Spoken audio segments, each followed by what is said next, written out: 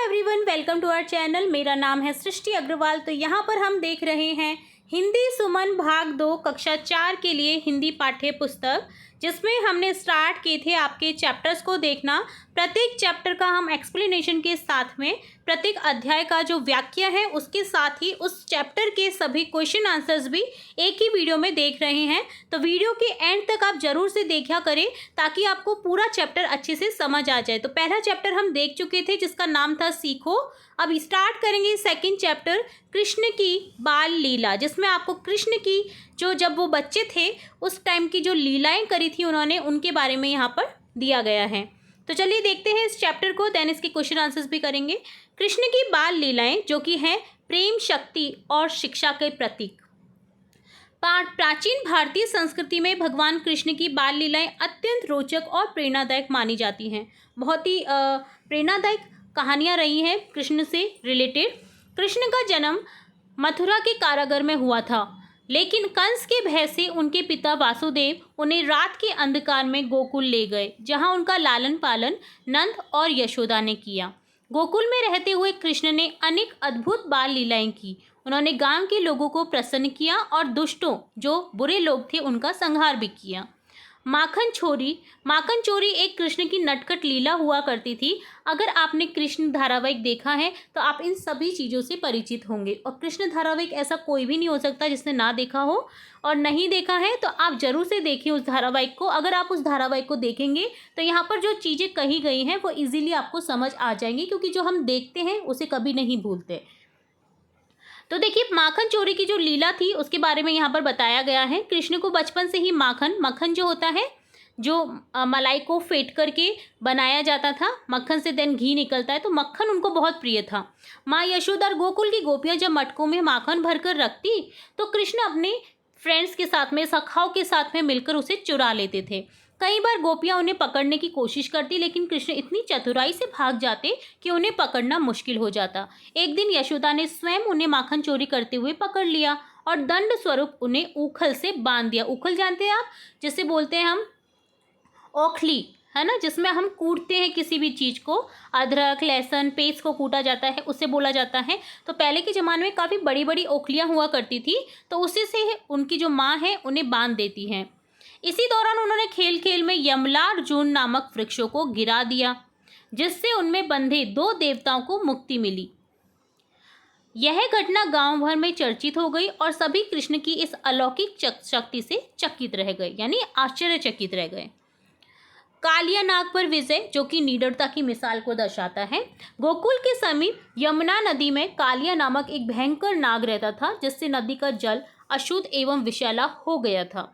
गांव के लोग इस जल को पीने से डरते थे और उनके पशु भी इससे बीमार पड़ जाते थे। एक दिन कृष्ण खेलते खेलते यमुना में कूद गए और कालिया नाग से युद्ध किया। अपनी अपार शक्ति से उन्होंने कालिया के फन पर नृत्य किया, जिससे वह अत्यधिक पीड़ा से कराह उठा और अंततः कृष्ण की शरण में आ गया।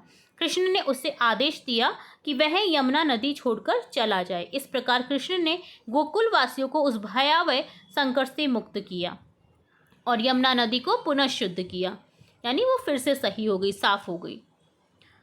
अगला प्रसंग देखेंगे, गोवर्धन पर्वत उठाकर जो गोकुल की रक्षा की थी, वह वाला प्रसंग, जिसमें कहा जाता है पौराणिक मान्यता अनुसार एक बार गोकुल वासियों ने इंद्रदेव को खुश करने के लिए यज्ञ करने का निश्चय लिया, लेकिन कृष्ण ने उन्हें समझाया कि हमें प्रकृति की पूजा करनी चाहिए, क्योंकि वह हमें जीवन प्रदान करती है।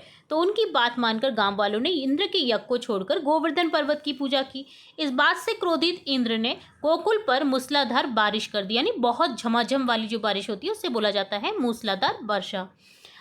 तब कृष्ण ने अपनी छोटी अंगुली पर, जो हमारी सबसे छोटी उंगली होती है, उस पर गोवर्धन पर्वत को उठाकर सभी गोकुल वासियों और पशुओं को आश्रय दिया। उसके नीचे यहाँ पर इकट्ठा कर दिया उस पहाड़ को उठा करके, ताकि वो बारिश में ना भीगे और उन्हें कुछ भी दिक्कत ना हो। 7 दिनों तक लगातार बारिश होती रही, लेकिन कृष्ण ने अपनी दिव्य शक्ति से सभी को सुरक्षित रखा। अंततः इंद्र को अपनी भूल का एहसास हुआ और उन्होंने कृष्ण से क्षमा मांगी। इस घटना के बाद गोवर्धन पूजा की परंपरा आरंभ हुई, जो आज भी अनवरत जारी है, जो कि हमारी दिवाली के नेक्स्ट डे हम मनाया करते हैं।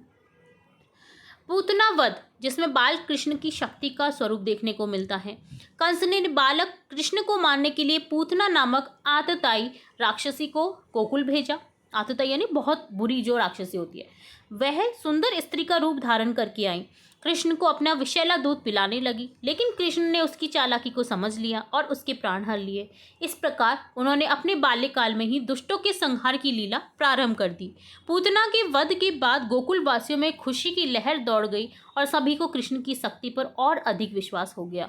यह घटना दर्शाती है कि कृष्ण बाल्यकाल से ही अपने भक्तों की रक्षा करने के लिए सदैव तत्पर थे।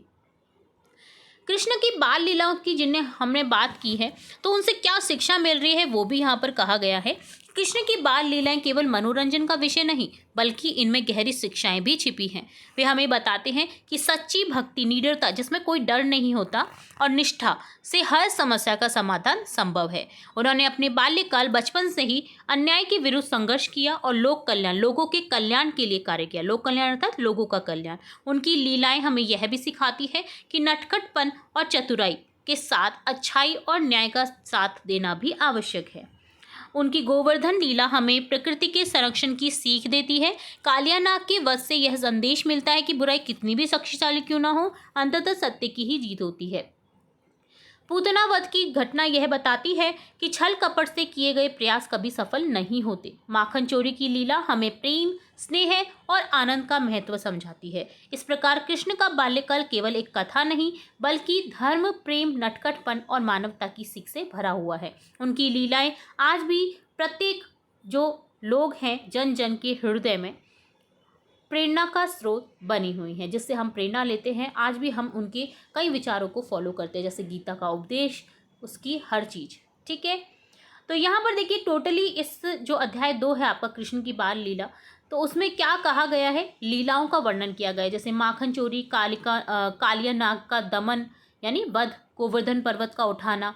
तो बेसिकली संक्षेप में आप इन 3 प्रमुख लीलाओं का वर्णन देख सकते हैं। जैसे माखन चोरी के बारे में बताया गया है, यहाँ पर कालिया नाग पर विजय के बारे में बताया गया है, और गोवर्धन पर्वत उठाकर गोकुल की रक्षा के बारे में बताया गया है।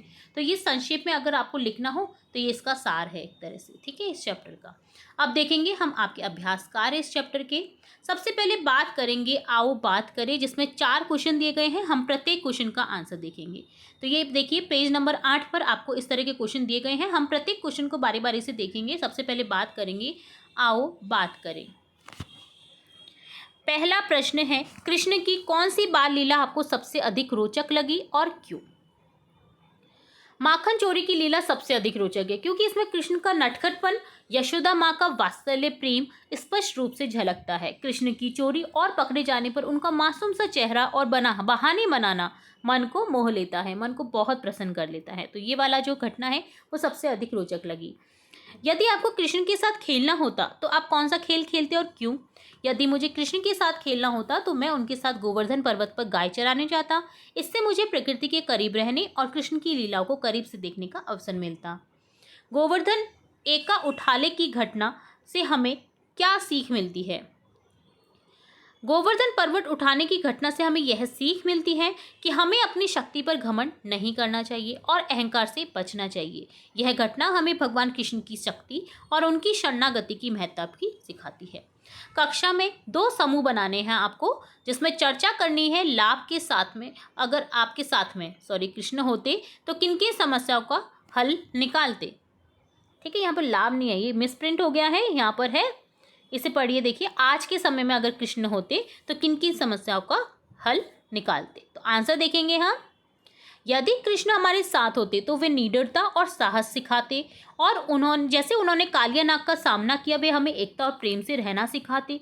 जैसे उन्होंने गोकुल वासियों को एकजुट किया, वे हमें समस्याओं का समाधान शांति और बुद्धिमत्ता से करना सिखाते। ठीक है, अगला पाठ है सोचो और लिखो, जिसमें आपको वैकल्पिक प्रश्न दिए गए हैं, मिलान करना और रिक्त स्थान भरना। तो सबसे पहले वैकल्पिक प्रश्न में है प्रश्न 1, कृष्ण को बचपन में सबसे ज़्यादा क्या पसंद था? 4 ऑप्शन दिए गए हैं, कौन सा ऑप्शन सही है? माखन, तो ऑप्शन ब करेक्ट हो जाएगा। कालिया बाग कहाँ रहता था? यमुना नदी में, ऑप्शन ब करेक्ट हो जाएगा। मिलान करना है सही शब्दों को उनके अर्थ से। जैसे माखन चोरी किससे जुड़ा हुआ है? यशोदा ने कृष्ण को पकड़ लिया माखन चोरी के बाद में। पूतना वध, कृष्ण ने छल को हराया। कालियानाग वध, यमुना का जल शुद्ध हो गया। उसके बाद गोवर्धन पूजा, जिससे इंद्रदेव क्रोधित हुए। ठीक है, तो ये उन घटनाओं से मिलान करना था इनका। रिक्त स्थान भरे, कृष्ण का जन्म कहाँ हुआ था? मथुरा में हुआ था। गोकुल में कृष्ण का लालन पालन किसने किया था? नंद और यशोदा ने किया था। कालियानाग के कारण किसका जल विषैला हो गया था? यमुना नदी का। इंद्रदेव ने गोकुल वासियों पर क्या की थी? मूसलाधार वर्षा कर दी थी। ठीक है, अगला पाठ है रचनात्मक प्रश्न, जिसमें पहला प्रश्न है कृष्ण की बाल लीलाओं से संबंधित एक चित्र बनाएं, और दूसरा है एक काल्पनिक संवाद लिखें जिसमें कृष्ण से आपकी बातचीत का वर्णन हो। तो दोनों ही प्रश्नों के उत्तर देखेंगे हम। कृष्ण की बाल लीलाओं से संबंधित एक चित्र बनाना है जिसमें आपको कृष्ण को माखन चुराते हुए या कालियानाग पर नृत्य करते हुए या गोवर्धन पर्वत उठाते हुए कोई भी चित्र आप बना सकते हैं। जैसे यहाँ पर मैंने दर्शाया है कृष्ण का माखन चोरी करते हुए दृश्य। तो आप इस पेंटिंग को बना सकते हैं। यहाँ पर सुंदर सा पेंटिंग बना सकते हैं आप, इसे पेंसिल कलर से कलर से फिल कर सकते हैं। ठीक है, और इस पोस्टर को अपनी कक्षा में भी लगा सकते हैं। बना बनाकर अलग अलग लीलाओं की चित्र बनाएं और अपनी कक्षा में इसे दिखाएं, और जो आपका सूचना बोर्ड है उस पर भी आप चिपका सकते हैं, या बोर्ड जो आपके बोर्ड के आसपास की जगह होती है वहाँ पर भी इन्हें चिपका सकते हैं, तो काफ़ी अच्छे लगेंगे। ठीक है, तो ये आपका चित्र हो गया। अगला आपको संवाद करना है आपके बीच में, आपके और कृष्ण के बीच का। ठीक है, तो देखते हैं हम इस संवाद को। कृष्ण, तुम कैसे हो? मैं बोलूँगी मैं अच्छा हूँ या अच्छी हूँ। कृष्ण, आप कैसे हैं? कृष्ण, मैं भी अच्छा हूँ। तुम आज क्या कर रही हो या कर रहे हो? मैं आज अपने जीवन के कुछ लक्ष्यों पर विचार कर रहा था और सोच रहा था कि उन्हें कैसे प्राप्त किया जाए। कृष्ण बोल रहे हैं, बहुत अच्छा, याद रखो, कर्म करते जाओ और फल की चिंता मत करो। अपने कर्तव्यों का पालन ईमानदारी से करो और परिणाम अपने आप अच्छे होंगे। मैं, आपकी बात सही है कृष्ण, कभी कभी मन भटक जाता है और भविष्य की चिंता होने लगती है। कृष्ण बोलते हैं, मन को नियंत्रित करना आवश्यक है क्योंकि यह मित्र भी हो सकता है और शत्रु भी। योग और ध्यान से तुम मन को शांत रख सकते हो। मैं इस पर ध्यान दूंगा। आपके मार्गदर्शन के लिए धन्यवाद कृष्ण। कृष्ण, सदैव प्रसन्न रहो, धर्म के मार्ग पर चलो, मैं हमेशा तुम्हारे साथ हूँ। तो इस तरह से आप इस संवाद को कर सकते थे। आप अपने अकॉर्डिंग भी यहाँ पर बातचीत को लिख सकते हैं। ठीक है, तो ये डन होता है आपका रचनात्मक क्वेश्चन का पार्ट। अगला पार्ट है भाषा की बात, जिसमें क और ख में है वाक्यों के रिक्त स्थान भरने हैं और क्रिया शब्द पहचान कर रेखांकित करने हैं और रिक्त स्थान की पूर्ति करनी है। तो चलिए सभी क्वेश्चन को देखेंगे। क है, निम्नलिखित वाक्यों में रिक्त स्थान पर विलोम शब्द भरे। गोपियों के मटकों में माखन भरा था। भरा का क्या विलोम शब्द हो जाएगा? खाली, लेकिन अब वे खाली हो गए। कालियानाग ने नदी का जल अशुद्ध किया, लेकिन कृष्ण ने उसे अशुद्ध का हो जाएगा शुद्ध कर दिया। ख में है, निम्नलिखित वाक्यों में क्रिया शब्द पहचान कर रेखांकित करें। तो क्रिया शब्द को पहचानना है आपको। क्रिया शब्द कैसे पहचान सकते हैं? जिसमें ना की ध्वनि आ रही हो लास्ट में, अगर आप उसे आगे बढ़ाएंगे तो। जैसे जो क्रिया करी जाती है। ठीक है, जैसे कृष्ण ने क्या क्रिया की है? यहाँ पर माखन चुराया है। चुराया क्या है? क्रिया, चुराना। ठीक है, यशोदा ने कृष्ण को उखल से बांधा, तो बांधना क्रिया है। कृष्ण ने कालियानाग को पराजित किया। पराजित करना क्रिया है। एक दिन कृष्ण खेलते खेलते यमुना में कूद गए। कूदना क्रिया है। नीचे दिए गए शब्दों से रिक्त स्थान की पूर्ति करें। कृष्ण ने कालियानाग के फन पर क्या किया था? नृत्य किया था। पूतना ने बालक कृष्ण को मारने के लिए किसका सहारा लिया था? छल का सहारा लिया था। कृष्ण ने गोवर्धन पर्वत उठाकर गोकुल वासियों की क्या की? रक्षा की। काम वालों ने गोवर्धन पर्वत की पूजा की। ठीक है, तो इस तरह से आपको ये फिल करना था। लास्ट पार्ट है आपके इस चैप्टर का, यह भी करें, जिसमें आपको क्वेश्चन दिया गया है, आपका मित्र कौन है, वह आपको क्यों पसंद है और आप उसके साथ विद्यालय में क्या क्या करते हैं वो आपको लिखना है। ठीक है, बाकी की चीज़ें नहीं लिखनी है, सिर्फ आप विद्यालय में उसके साथ क्या क्या करते हैं वो लिखना है। तो आपका कोई फ्रेंड, आप अगर गर्ल हैं तो आपका गर्ल मित्र हो सकता है, गर्ल मित्र हो सकती है, बॉय है तो बॉय मित्र हो सकता है। तो यहाँ पर जैसे मैंने एक बॉय का एग्जाम्पल लिया है, मेरा मित्र आदित्य है। यहाँ पर अगर आप बालिका हैं तो आप यहाँ पर लिख सकते हैं मेरी मित्र अदिति है। ठीक है, वह मुझे इसलिए पसंद है क्योंकि वह बहुत अच्छा या अच्छी और मदद करने वाला या वाली है। वह मुझे पढ़ाई में मदद करता है या करती है। हम दोनों साथ में खेलते हैं और विद्यालय में साथ में भोजन करते हैं। हम साथ में पुस्तकालय में भी पढ़ते हैं और स्कूल की सफाई में भी भाग लेते हैं। आप इस चीज़ को और भी डिस्क्रिप्शन में लिख सकते हैं कि आप और क्या क्या करते हैं, वो भी आप यहाँ पर बता सकते हैं। ठीक है, तो इस तरह से डन होता है, आपका कंप्लीट होता है अध्याय 2, जिसमें हमने देखा कृष्ण की बाल लीलाओं से संबंधित सभी अभ्यास कार्य और उस चैप्टर को जो व्याख्या देखी है वो भी हमने इसी वीडियो में देख लिया है।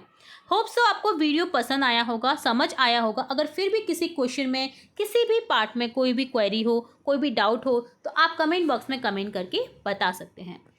तो कैसा लगा वीडियो अगर पसंद आया है तो वीडियो को लाइक करें, अपने फ्रेंड्स जो भी आपकी कक्षा से बिलोंग करते हैं उन्हें शेयर करें और चैनल को सब्सक्राइब करें। बेल आइकन पर क्लिक करना बिल्कुल ना भूलें, ताकि मैं नेक्स्ट अध्याय जब भी अपलोड करूँ तो तुरंत से नोटिफिकेशन आपको मिल सके। फिर मिलेंगे नए वीडियो के साथ, तब तक के लिए धन्यवाद।